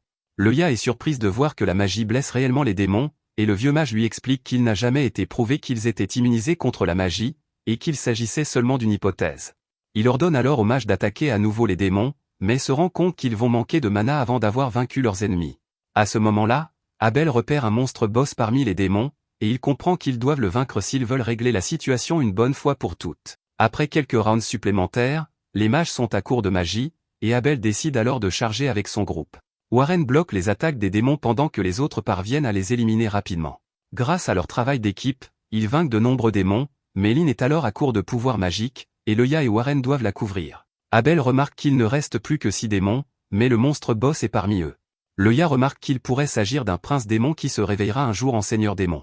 Abel lui demande si elle en est sûre, et elle lui répond que les yeux de couleurs différentes sont un symbole des princes démons, et que seuls les héros ont réussi à les vaincre dans le passé. Abel décide de tenter sa chance et avance, disant à Leuya qu'il compte vaincre tous les autres démons même s'il ne parvient pas à terrasser le boss. Il dit à Leuya de ne pas perdre espoir, car des miracles peuvent toujours se produire, puis les démons commencent à l'attaquer. Il en élimine rapidement quelques-uns, mais le prince démon attaque soudainement les membres de son groupe pour les chasser du champ de bataille. Il s'avance vers Abel pour un combat en tête-à-tête, et sa vitesse suffit à effrayer Abel. Le prince démon le repousse d'un seul coup d'épée, puis se rapproche à nouveau de lui. Soudain, Clive et son groupe l'attaquent, mais leur magie ne fait aucun dégât au prince démon. Au contraire, ses serviteurs commencent à leur tirer dessus, détruisant leurs boucliers et les forçant à s'enfuir. Abel décide de tout risquer en utilisant une compétence qui lui permet d'esquiver l'attaque ennemie à une vitesse fulgurante. Il parvient à parer l'épée du prince démon et à avoir une chance de l'attaquer, mais celui-ci l'esquive et le frappe à l'épaule. Abel tombe au sol, incapable de bouger, et le prince démon lève son épée pour l'achever. Leuya crie, terrifié à l'idée de perdre Abel, mais Rio arrive soudainement pour sauver la situation, enfonçant le toit du 40e étage. Tout le monde est surpris de le voir, et Rio demande à Abel s'il est blessé. Il fait quelques blagues à ce sujet et dit qu'il devrait rentrer chez eux car tout le monde s'inquiète pour lui. Abel, qui n'arrive toujours pas à croire que Rio soit venu le sauver, répond qu'ils ne peuvent pas rentrer à cause de l'ennemi puissant qui se trouve devant eux, mais Rio lui dit qu'il s'en occupera. Abel panique en expliquant que l'ennemi est un prince démon, mais Rio lui répond qu'il s'agit d'un bébé seigneur démon, ce qui explique pourquoi il est si faible. Personne ne comprend ce qui se passe dans la tête de Ryo alors qu'il s'avance vers les démons. Les démons serviteurs à l'arrière tentent de l'attaquer, mais il annule leurs projectiles avec des lances de glace. Il crée ensuite un jet d'eau derrière eux pour leur trancher instantanément la tête, puis se retrouve face à face avec le prince démon. Ryo dégaine son épée et dit au prince démon qu'il devrait en finir rapidement car il n'a pas toute la journée. Il y a quelques minutes, lorsque Nathalie a découvert qu'Abel et les autres étaient coincés au 40e étage du donjon, elle a couru immédiatement chercher Ryo. Il n'était pas dans sa chambre et ses camarades de chambre lui ont dit qu'elle devrait le trouver dans la bibliothèque nord. Elle ne savait même pas où se trouvait le nord, mais une fois qu'elle a obtenu les indications des garçons, elle a couru pour trouver Ryo. Heureusement, elle l'a rencontré en chemin et lui a immédiatement demandé de se rendre au donjon, car Abel et son équipe étaient en danger. Ryo a décidé d'obtenir les détails en chemin et l'a immédiatement mise dans un carrosse fait de glace. Alors qu'il traînait le carrosse jusqu'à la porte du donjon, il apprit les disparitions dans le donjon, mais il était curieux de savoir pourquoi Nathalie l'avait approché. Elle lui dit qu'Abel lui avait demandé de le contacter au cas où elle aurait besoin d'aide et qu'il ne serait pas là. Ryo comprit immédiatement la mission et se précipita vers la porte du donjon. Les gardes lui dirent que personne n'était autorisé à entrer, mais il créa simplement des murs de glace pour les bloquer et entra facilement à l'intérieur. Après cela, il a décidé qu'il faudrait trop de temps pour atteindre le 40e étage en utilisant la méthode normale, alors il a utilisé ses jets d'eau pour se frayer rapidement un chemin jusqu'à sa destination. Maintenant, il se tient devant le prince démon, lui demandant de faire le premier pas. Il prend position, et lorsque le prince démon l'attaque, Ryo se déplace rapidement sur le côté et lui tranche proprement le cou. Il trouve que le monstre était assez lent, mais au moins, le travail est vite terminé. Cependant, le prince démon reprend simplement sa tête comme un gigachad et la remet à sa place. Ryo pense qu'il pourrait être difficile à gérer, mais il décide de voir jusqu'où le monstre peut se régénérer. Il crée instantanément des centaines de jets d'eau pour le découper en petits morceaux, et l'un des jets d'eau détruit sa pierre magique, le réduisant en poussière. Abel est choqué de voir que Ryo vient de démolir un prince démon avec des involtures. Il le remercie de les avoir tous sauvés, et Ryo, avec son air nonchalant, lui demande de rembourser sa dette en l'invitant à dîner ce soir. Abel lui répond qu'il l'invitera toute la semaine, ce qui réjouit Ryo. À ce moment-là, Leuya arrive et serre Abel dans ses bras, tandis que Warren Mellin, inconsciente, en sécurité. Le mage senior vient également remercier Ryo de les avoir aidés, et celui-ci répond qu'il a eu de la chance d'arriver à temps. Il remarque alors que beaucoup de gens sont déjà morts avant son arrivée, et Abel lui dit qu'il devrait récupérer les pierres magiques des démons et utiliser l'argent ainsi obtenu pour soutenir les familles des personnes décédées. Ryo aime cette idée, mais il se concentre ensuite sur les monstres appelés démons. Abel lui dit que tout le monde ici les a vus pour la première fois, car il ne s'était pas approché des humains depuis des siècles. Ryo est maintenant curieux de connaître la différence entre les démons et les diables, mais il décide d'y réfléchir plus tard. Il dit que lorsqu'il est arrivé ici, il a senti un étrange champ magique autour de l'endroit, qui a disparu lorsqu'il a vaincu le boss. Le vieux mage dit que cela doit être la barrière protectrice qui empêchait quiconque d'entrer ou de sortir de la zone. Ryo lui dit alors que lorsqu'il était au 39e étage, il a utilisé un sort pour scanner les environs et a trouvé quelque chose d'étrange près des escaliers. Il suggère qu'il vérifie cela sur le chemin du retour, car cela pourrait être lié à cet incident, et tout le monde est d'accord avec lui, mais avant cela, ils extraient les pierres magiques des démons, qui sont de couleur assez sombre, et même le mage senior les voit pour la première fois.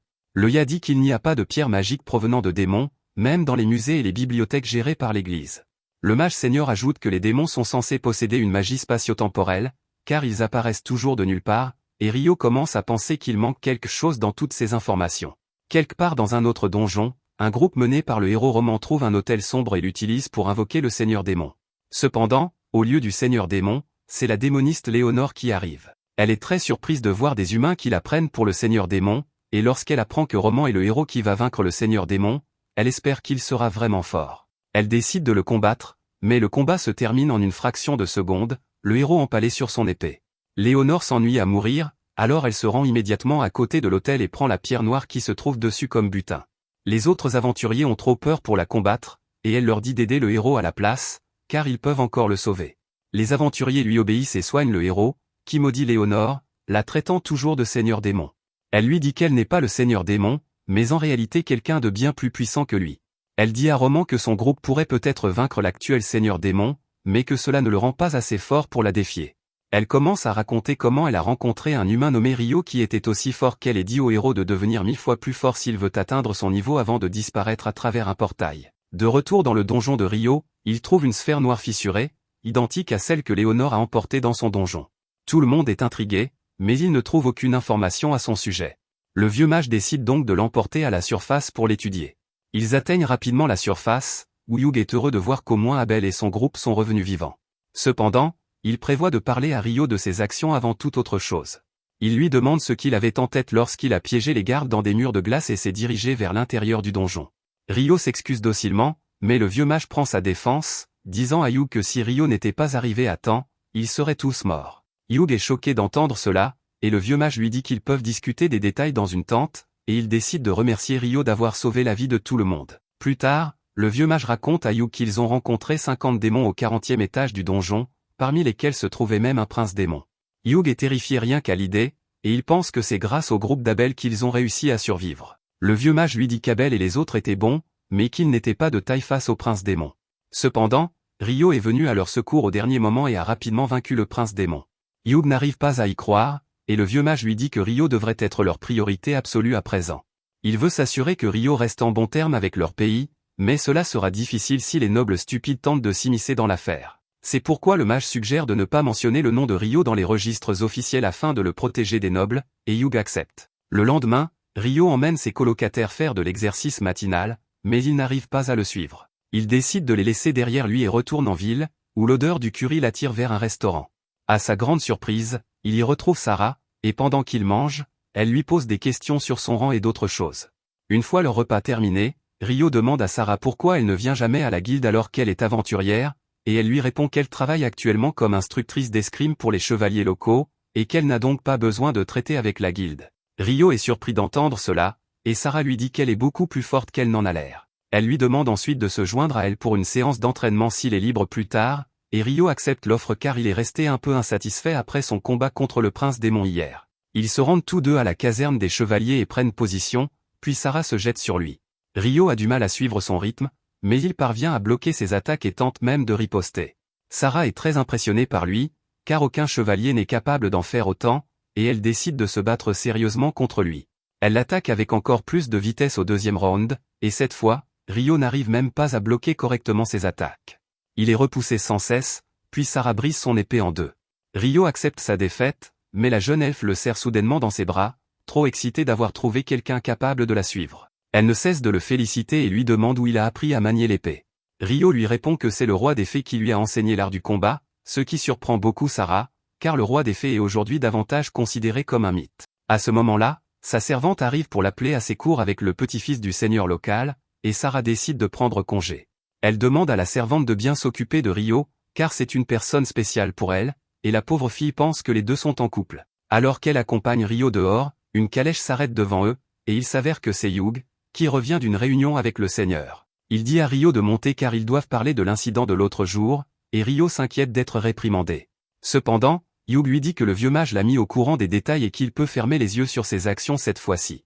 Cependant, en guise de punition symbolique pour avoir enfreint les règles, il dit à Rio qu'il devra accepter une quête obligatoire de la guilde et escorter des marchands dans une autre ville. Quelques jours plus tard, Nils s'approche soudainement de Rio dans leur chambre et lui demande officiellement son aide. Rio veut savoir ce qui le tracasse, et Nils lui explique que son village a lancé un appel à la chasse aux monstres. Il souhaite accepter la quête, mais celle-ci n'est accessible qu'aux aventuriers de rang D et à leur groupe, et tout le monde ici est de rang ou inférieur, à l'exception de Rio.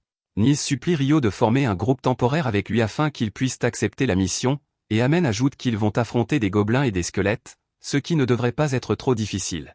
Alors qu'Eto fait remarquer que les gobelins et les squelettes ne vivent généralement pas dans le même habitat, Rio se met soudain à rire, car il n'a encore jamais combattu de squelettes dans ce monde. Il décide d'accepter la quête juste pour affronter des squelettes, et tout le groupe se rend immédiatement à la guilde.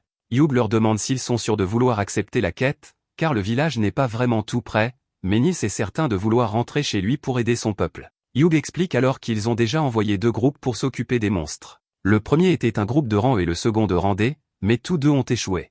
Tout le monde est choqué d'apprendre que même un groupe de rang D n'a pas réussi à venir à bout de quelques gobelins et squelettes, mais Hugh leur explique qu'il y avait un autre problème. Il explique que le groupe de rang D a signalé que les villageois ne coopéraient pas du tout avec eux, mais Nils trouve cela étrange, car les habitants de son village ne sont pas si hostiles.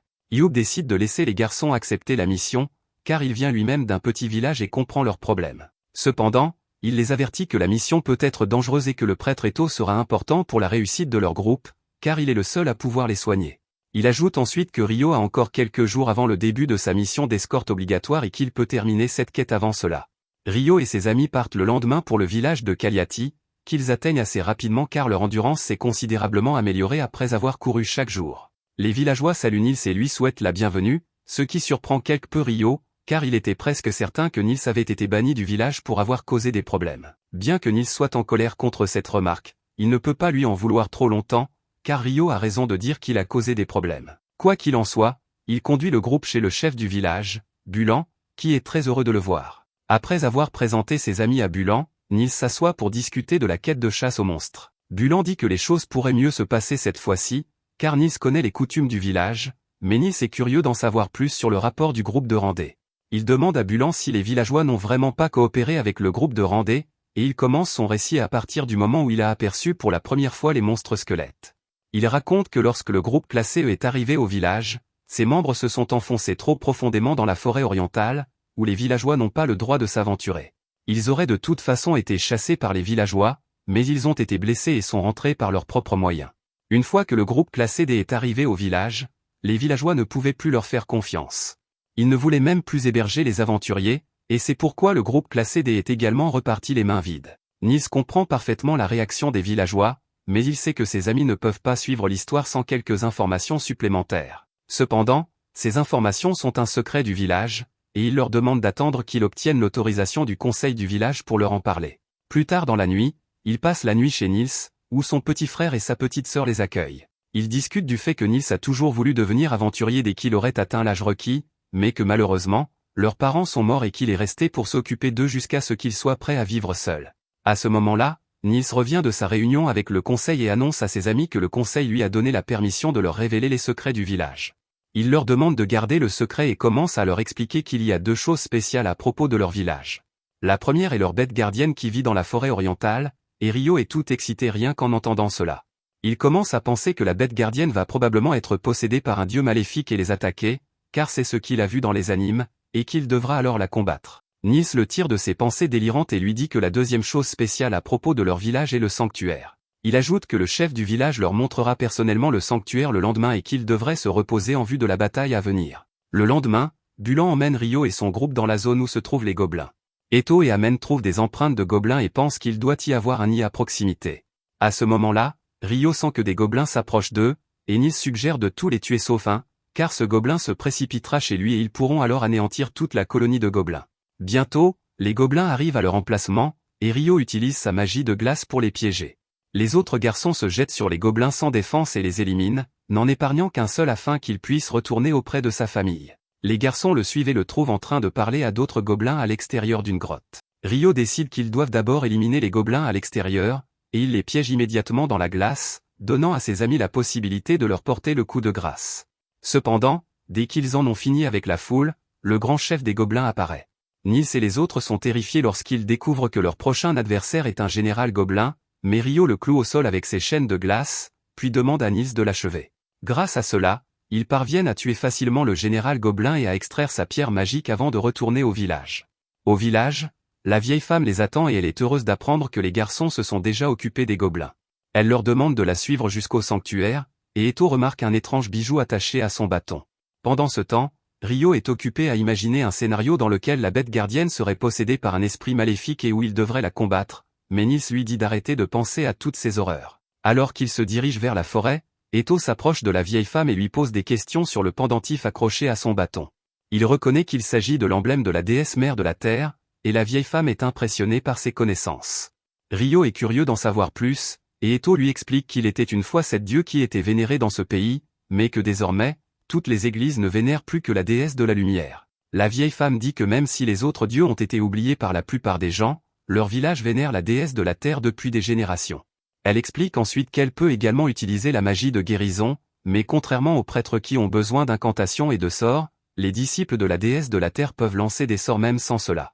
Ils atteignent bientôt la grotte de la bête gardienne, et l'aînée l'appelle. Elle lui dit qu'elle a amené Nils et les aventuriers qui veulent obtenir la permission d'accepter la mission, et Rio est impatient de voir quel genre de bête va sortir. Un énorme loup parlant sort de la grotte, et Rio est légèrement déçu car il n'a pas l'air corrompu et il ne pourra pas le combattre. Le loup regarde les garçons et s'arrête lorsque son regard se pose sur Rio.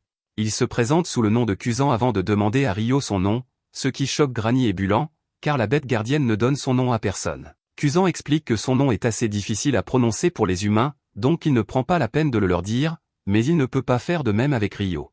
Il explique qu'il est apparenté au fait que la présence de Ryo lui est très agréable. Cela trouble Ryo, mais lui fait également comprendre que le roi des fées l'appréciait beaucoup, et qu'il doit donc avoir quelque chose de spécial qui attire les fées. Quoi qu'il en soit, il remercie le loup pour ses paroles aimables, et celui-ci rit en disant à la vieille femme qu'elle a amené un invité vraiment formidable. Sur ce, il passe à la quête et dit qu'il y a 30 squelettes piégés dans le sanctuaire avec leur chef, et qu'il les a retenus tout ce temps.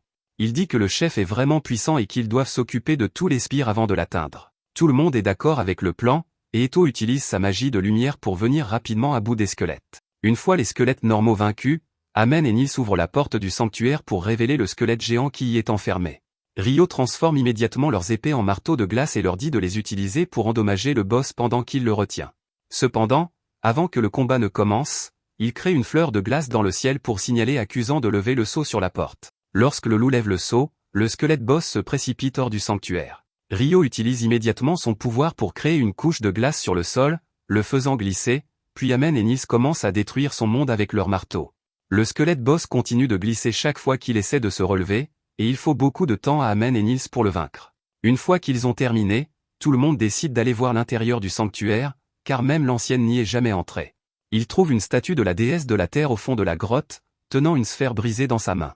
La vieille femme se souvient que son prédécesseur parlait de la statue de la déesse tenant un joyau brillant qui, un jour, était soudainement devenu noir avant de se briser. Elle se souvient également que la bête gardienne avait mentionné que la grotte recevait une mana unique provenant d'un autre endroit et pense qu'il se passe quelque chose de vraiment étrange ici, qui a créé les monstres. Elle décide de sceller le sanctuaire avec sa magie pour s'assurer que l'étrange mana ne l'atteigne pas et qu'aucun autre monstre ne soit créé. Leur mission accomplie, les garçons retournent à la ville de Long. En chemin, ils discutent du fait que cela fait presque 300 jours qu'ils sont devenus aventuriers, ce qui signifie qu'ils vont bientôt être expulsés des dortoirs. Nils et Eto ont déjà prévu ce jour et demandent à Amen et Ryo de se joindre à eux une fois qu'ils auront loué une maison pour y vivre. Amen accepte immédiatement, mais Ryo leur dit qu'il a besoin d'un peu de temps pour réfléchir à sa réponse, car il a d'autres facteurs à prendre en compte. Peu après, il retourne en ville, et il est temps pour Ryo d'assumer son travail obligatoire d'escorte. Par coïncidence, tous ses colocataires escortent également le même marchand jusqu'à la ville de Whitnash. Ryo est heureux de voyager avec eux, et il apprend par Nils qu'ils ont formé un groupe appelé « Chambre numéro 10 », parce que son esprit peu imaginatif n'a rien trouvé de mieux. Eto et Amen ont déjà accepté ce nom ridicule comme leur destin, et Ryo ne s'y intéresse pas vraiment non plus. Il commence à discuter avec ses amis de la longue durée de leur séjour à Whitnash, et ils lui apprennent que leur client va en fait participer au festival du port ouvert qui se tient à Whitnash tous les 5 ans. Ryo est très enthousiaste à l'idée de ce festival, et ses amis lui disent qu'il y aura beaucoup de choses à découvrir là-bas. Peu après, leur groupe arrive à Whitnash, et leur client les conduit à l'auberge où ils vont tous séjourner. Il dit à tous les gardes qu'ils sont libres de profiter du festival pendant les 10 prochains jours et qu'ils retourneront à Long après cela. Dès que le briefing est terminé, Ryo et Nils se précipitent vers les stands de nourriture, et les deux autres garçons les suivent à contre-cœur. Ils dégustent la délicieuse cuisine de rue de Whitnash, qui semble pour la plupart inspirée de la cuisine terrestre. Le lendemain, une longue file d'attente se forme devant les portes de Whitnash, mais comme un invité important a des problèmes avec ses papiers, tout le monde doit attendre son tour. Parmi les invités qui attendent se trouve Oscar, le plus grand sorcier de l'Empire Début. Il est déjà un peu agacé par le retard, mais son assistant lui demande s'il connaît la raison pour laquelle l'empereur les a envoyés ici. Oscar n'en est pas sûr, mais il a une théorie selon laquelle l'empereur l'a envoyé avec sa plus jeune fille, la princesse Fiona, afin de pouvoir s'occuper de certaines affaires délicates sans qu'elle le sache. L'assistant comprend le raisonnement d'Oscar, car l'empereur est un parent très protecteur envers Fiona. Elle est un génie en matière de magie et est déjà commandante des mages de la cour, et l'empereur ne veut pas lui montrer son côté sombre et impitoyable. Oscar pense que l'empereur veut probablement éliminer certains nobles qui tentent de se rebeller contre lui, mais il n'a aucune preuve pour étayer cette théorie. Cependant, il dit que cela n'a pas d'importance, car son devoir est simplement de protéger Fiona du danger. Plus tard dans la soirée, une fête est organisée pour les nobles en visite à Whitnash, et Fiona y assiste avec son frère aîné, Conrad. Alors que Conrad discute avec les invités et s'occupe de la diplomatie, il remarque que sa sœur est fatiguée et lui dit d'aller se reposer. Fiona saisit volontiers l'occasion d'aller dans sa chambre et de s'affaler sur son lit, car elle préfère s'entraîner avec ses troupes plutôt que d'assister à une fête comme celle-ci. Le lendemain, le festival commence par une grande procession, et Ryo aperçoit Abel assis, mal à l'aise, parmi les invités spéciaux. Ses amis le remarquent également, puis Nils commence à fixer Fiona du regard. Eto lui dit qu'elle est une princesse bien trop bien pour lui et qu'il ferait mieux de s'en tenir à la réceptionniste de la guilde pour l'instant. À ce moment-là, Lynn et d'autres membres du groupe d'Abel arrivent, et Rio leur demande « Que fait Abel parmi les VIP ?» Lia lui répond qu'Abel est là en tant que représentant du maître de leur guilde, qui doit arriver le lendemain. À ce moment-là, Lynn remarque une épaisse barrière magique devant qui protège les invités spéciaux, et Eto est intrigué car il pensait qu'il s'agissait d'une barrière magique normale. Lynn lui dit qu'elle a entendu des histoires sur un trésor transmis par la famille du seigneur de Whitnash qui peut créer une barrière de vent, et elle croit que ces histoires sont vraies. Rio est très excité d'entendre parler d'un trésor qui peut lancer des sorts, mais Lynn lui dit qu'il est très inefficace, donc il ne l'utilise que pour des occasions spéciales comme celle-ci. Lia est d'accord, affirmant que protéger les nobles et les membres de la famille royale de différents royaumes en vaut la peine, et Rio espère que rien de grave ne se produira pendant le festival. Sur ce, Lynn tourne son attention vers Fiona, disant que si le commandant des forces magiques de Debut est là, son lieutenant doit également être présent. Rio est curieux d'en savoir plus sur cet homme, et les filles commencent à lui raconter les légendes qui entourent le célèbre magicien Inferno. On dit qu'il a brûlé 1000 soldats d'un seul sort et qu'il a tué un wyvern d'un seul coup, entre autres exploits. Lia dit qu'ils ne savent pas dans quelle mesure ces rumeurs sont vraies, mais qu'elle ne veut rien avoir à faire avec un homme aussi dangereux. Sur ce, le groupe d'Abel part, et Nils dit à Rio qu'ils devraient eux aussi explorer le festival. Rio est d'accord, mais alors qu'il se retourne, Oscar passe juste à côté de lui. Ils s'écartent immédiatement l'un de l'autre pour éviter une collision et s'excusent poliment. Rio part avec ses amis, mais Oscar continue de le fixer du regard pendant un moment. Après cela, Oscar s'occupe d'acheter des collations pour la princesse, car c'est la mission qu'elle lui a confiée, il a déjà du mal à tout transporter à travers la foule, et en plus de cela, son assistant lui donne des ordres, s'assurant qu'il n'oublie rien de la liste. D'autre part, Abel et le prince Conrad se rencontrent par hasard, et Conrad remarque qu'Abel ressemble à quelqu'un qu'il connaissait autrefois. Abel lui répond qu'il doit se tromper, puis commence à lui raconter qu'il était assis à côté de Fiona tout à l'heure. Cependant, il s'intéresse davantage à Oscar qu'à la princesse, mais Conrad prétexte avoir aperçu un ami dans la foule et le quitte brusquement. Pendant ce temps, la princesse Fiona retourne dans sa chambre et se laisse tomber sur le lit. Peu après, Oscar et son assistant reviennent avec les collations, et il est vraiment épuisé car il n'aime pas la foule. Son assistant mentionne qu'il a failli heurter un homme un peu plus tôt, et Oscar répond qu'il a réagi très vite, donc il ne se serait pas percuté même s'il n'avait pas bougé. Fiona demande de qui il parle, et Oscar lui parle de Rio, disant qu'il était habillé comme un magicien mais qu'il pouvait se déplacer comme un épéiste. Quoi qu'il en soit, il sert de micro-ondes ambulant à Fiona et réchauffe les collations pour elle. Elle en est très contente et le remercie, l'appelant son professeur, mais Oscar n'est pas vraiment à l'aise avec cela. Le lendemain, Rio et ses amis participent à un concours de tir à l'arc, et Amen et Eto s'inscrivent comme participants. Ils essaient de toucher des cibles flottant au-dessus de la mer, mais ne parviennent à rien toucher, et Rio demande à Nils s'il ne va pas essayer. Nils lui répond fièrement qu'il n'a jamais touché un arc de sa vie. À ce moment-là, Abel arrive et se met à rire, car il était comme Nils à l'époque. Rio profite de cette occasion pour pousser Abel à participer à la compétition, et bien qu'il ne soit pas d'humeur à le faire, Abel parvient à atteindre le centre de la cible la plus éloignée. Tout le monde éclate en applaudissements dès qu'il atteint la cible, mais Abel ne peut pas savourer sa gloire très longtemps, car les membres de son groupe arrivent. Lia lui sourit froidement et lui demande pourquoi il n'est pas venu les rejoindre dès qu'il s'est libéré. Alors qu'il tente de se sortir de cette situation délicate, Lynn s'approche de Rio et de ses amis. Elle leur explique qu'Abel avait promis de passer la journée avec Lia, mais comme il n'est pas venu la voir dès le matin, elle est furieuse et il a maintenant des ennuis. Sur ce, Lia l'entraîne avec elle, et Nils se met à faire le fan d'Abel tandis qu'Eto se met à chanter pour Lia. Au même moment, allons, Sarah cherche Rio partout. Ne le trouvant pas, elle se rend à la guilde et demande à la réceptionniste où il se trouve. La réceptionniste, Nina, lui dit que Rio est actuellement hors de la ville pour une quête et qu'il ne reviendra pas avant plusieurs semaines. Sarah est consternée d'apprendre cela, car elle voulait vraiment partager de nouvelles informations avec Rio, mais elle doit maintenant attendre son retour. Le lendemain, Rio et Eto assistent à une course de bateau à laquelle participent Nils et Amen. Cependant, les choses tournent mal lorsque Dan, le tyran, se présente également à la course et que Nils se bat immédiatement avec lui. Selon les règles, les joueurs sont autorisés à s'attaquer les uns les autres pendant la seconde moitié de la course, et Dan et Nils profitent pleinement de cette règle. Ils commencent à s'attaquer avec leur rame tandis que leurs partenaires font de leur mieux pour franchir la ligne d'arrivée en premier. Cependant, les deux costauds cassent leur rame pendant la bagarre et s'emparent de celle de leur partenaire juste avant la ligne d'arrivée. Leur bateau s'arrête pendant que les deux idiots se battent, et bientôt tous les bateaux qui étaient loin derrière eux les dépassent et terminent la course. Pendant ce temps, Nils et Dan continuent de se battre même après avoir perdu leurs armes et finissent par renverser leur bateau et tomber à l'eau. Sur une note positive, ils divertissent le plus le public et reçoivent une récompense pour cela, mais ils se disputent également à ce sujet. Le lendemain, Ryo et ses amis vont voir un bateau futuriste qui peut fonctionner sans voile ni rame, et Hugh est là pour leur expliquer que ce bateau très coûteux fonctionne grâce à l'alchimie et à des pierres magiques qui le propulsent à l'aide de la magie du vent et de l'eau.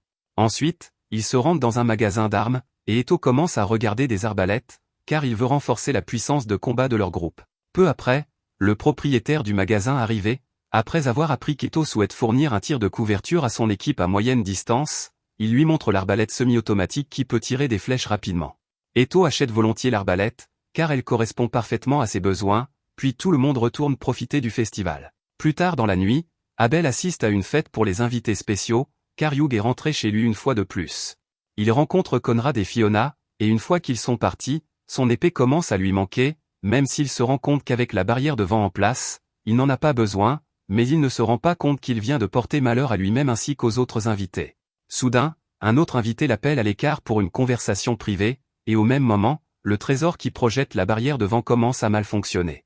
Les magiciens qui le contrôlent paniquent lorsque la barrière est dissipée, mais ils n'ont pas le temps de s'inquiéter longtemps, car des assassins les attaquent et mettent rapidement fin à leur jour. Pendant ce temps, Fiona sent également que quelque chose ne va pas, mais au moment où elle se retourne, les assassins frappent le jardin avec une attaque puissante. Mais c'est là que cette vidéo se termine. N'oubliez pas d'aimer et de vous abonner à la chaîne. Merci d'avoir regardé, et à la prochaine fois.